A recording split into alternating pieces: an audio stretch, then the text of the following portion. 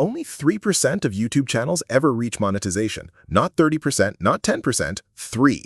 Out of every 100 people who start a YouTube channel with genuine intention, real effort, and actual content, 97 of them never make a single dollar from it. And the overwhelming majority of those people did not fail because they lacked talent or consistency or good camera.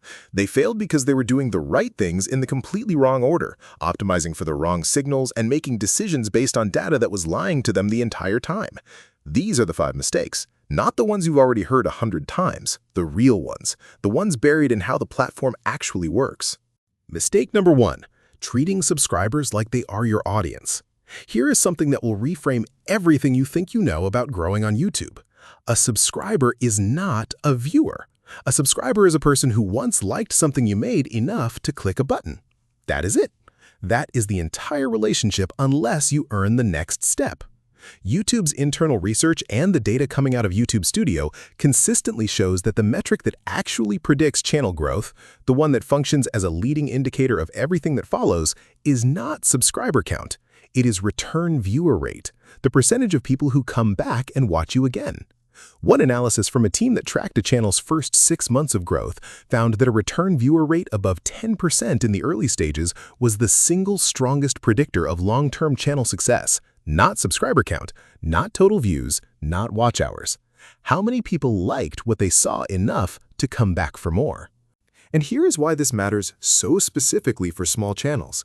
If you have 50,000 subscribers but a dead return viewer rate, YouTube treats your channel as dead. There are channels sitting at 50,000 subscribers getting 40 views per video, and YouTube is not promoting them because the signal is clear. Those subscribers stopped caring. But a channel with 800 subscribers and a fiercely loyal core audience that comes back every single upload is sending YouTube a completely different message. It is saying, these people trust this creator. Find more people like them. The mistake small YouTubers make is spending all their energy on getting new subscribers while doing almost nothing to deepen the relationship with the people already there. Respond to comments. Ask a question in the middle of your video that actually makes people want to answer. Build a reason to come back. A subscriber who never returns is not an audience member. They are a ghost in your analytics. Mistake number 2, quitting during the compounding phase and calling it a data-driven decision. This is the one that costs more talent than any other mistake on this list. YouTube's algorithm does not evaluate your channel in a vacuum. It evaluates it through what engineers call a layered distribution model. When you upload a new video, YouTube tests it first with your smallest, most engaged core, your existing loyal viewers. If they respond well, it expands to a second layer of people who have watched you before but aren't subscribed. If that group responds well, it expands further to people across the platform who watch content in your topic area. And only if the video clears all 3 of those tests does it reach the broad home feed where the real view counts live. Now, here is the brutal math that most small channels do not understand. If you have 200 subscribers and even half of them are genuinely engaged, that first test group is tiny, 100 people. Even a perfect video with a perfect thumbnail only generates 100 views from that initial layer. The algorithm needs time to learn who your audience is. YouTube's engineers actually use the term semantic ID, essentially a multidimensional profile of who your channel belongs to and who should see it. That profile takes months and dozens of videos to build accurately. The channels that fail are almost always the ones that judge their entire strategy by month 2 view counts and pull the plug before the compounding has a chance to take hold. Views are a lagging indicator. They show you the result of work that already compounded. Return viewer rate is the leading indicator. It shows you whether the foundation is building. Most small YouTubers check their views after every upload, see a small number, conclude the video failed and either change their entire strategy or quit. They are reading the wrong instrument and making major decisions based on it. The compounding phase on YouTube is real, and it is patient. And the people who make it through it, not by posting more desperately, but by getting incrementally better and watching the right numbers, are the ones still standing when the algorithm finally catches up to what they've been building. Mistake number 3, writing the first 30 seconds of every video as an introduction instead of a commitment device. This one is structural, and it is quietly destroying channels that have every other thing right. YouTube's own data shows that videos where more than 65% of viewers make it past the first 60 seconds show 58% higher average view duration for the entire remaining video. That means your first minute is not just important, it is the hinge. The audience you hold through the first minute is statistically the audience you keep for most of the video. The audience you lose before the first minute is gone permanently, and their early exit is a negative signal the algorithm registers and responds to by reducing how widely it distributes your video. Most small YouTubers open with some version of the same mistake. They introduce themselves, they thank people for clicking, they preview what the video is about in a way that gives the viewer enough information to decide they do not need to keep watching to get the value. Or worst of all, they put a 30-second intro with their logo and music while the audience's attention, which peaked at the moment of the click, begins its freefall. The first 30 seconds of a YouTube video has one job and one job only. It is not to inform, it is not to introduce. It is to create in the viewer's mind a specific unanswered question that they now need to stay to resolve, a commitment to a payoff that has not arrived yet. The channels that understand this open every video in a state of motion. Something is already happening, attention is already present, a promise is already being made that has not been fulfilled, and the viewer stays because leaving means never finding out. Your intro is a contract. Most small YouTubers are writing a greeting card where they should be writing the first line of a story you cannot put down. Mistake number 4, making videos about topics instead of making videos for a specific person. YouTube's algorithm changed dramatically in 2024 and 2025 in a way that most small creators have not fully adapted to. YouTube now uses Google's Gemini AI to analyze video content, not just titles and tags and descriptions, but the actual semantic meaning of what a video is about, the tone it uses, and who it's for.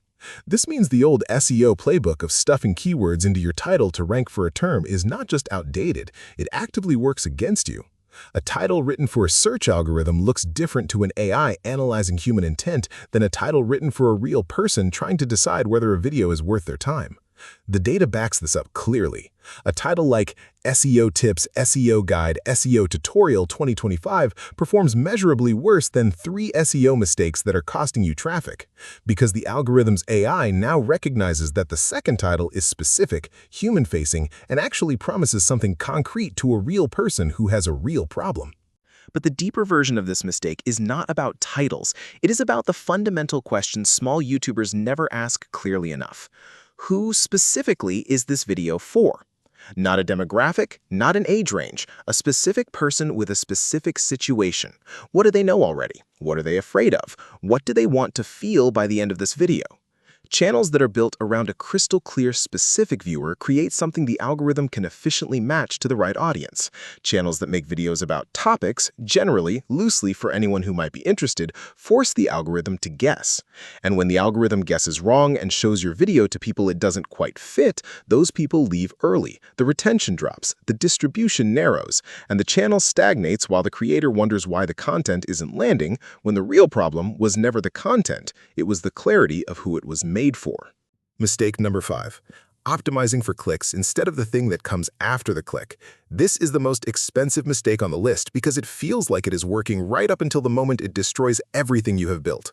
Click-through rate, the percentage of people who click your video when they see the thumbnail, is one of the first signals YouTube uses to decide whether to expand a video's distribution. A CTR above 7% is considered strong. Above 10% is excellent. So, naturally, small YouTubers discover this and do the logical thing. They engineer thumbnails and titles designed to generate clicks at any cost. Dramatic faces, shocking claims, promises the video cannot fully keep, and the CTR goes up, the views spike. And then, something happens in the data that most small creators either don't notice or don't understand. High CTR doesn't always mean success. If a video has a 7% CTR but poor retention, it won't get pushed. But a 5% CTR with high watch time can explode. YouTube's algorithm treats CTR and watch time as a package.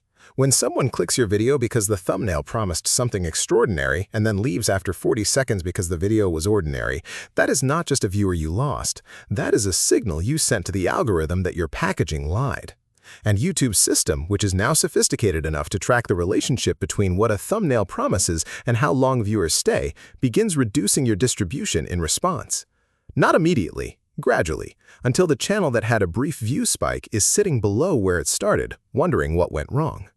The sustainable version of a high CTR is a thumbnail and title that accurately represents the most compelling true thing about your video. It attracts the right viewer. That viewer stays because what they found matched what they expected. That retention tells YouTube the packaging was honest. And honest packaging, compounded across dozens of videos, builds the kind of trust with the algorithm that clickbait will never manufacture. The click is the beginning of the relationship between YouTube, your video, and a viewer. Small YouTubers who treat the click as the destination build audiences that evaporate.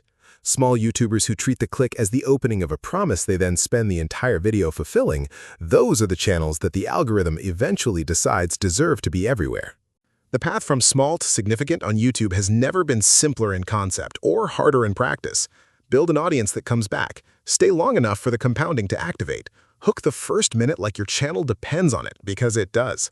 Make every video for one specific real person, and never let your packaging write a check your content cannot cash.